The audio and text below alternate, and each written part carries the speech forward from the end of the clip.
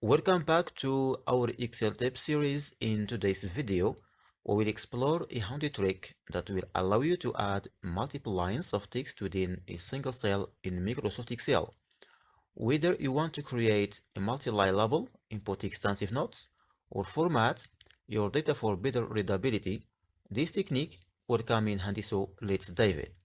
First, let's start with the most common method for adding multiple lines in an Excel cell, which is by using manual line breaks. To achieve this, simply double-click on the cell you want to edit or press F2 to enter the cell's edit mode.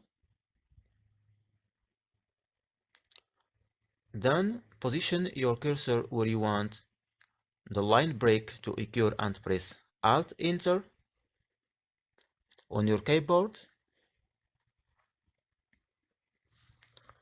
You will see the next move to the next line within the same cell.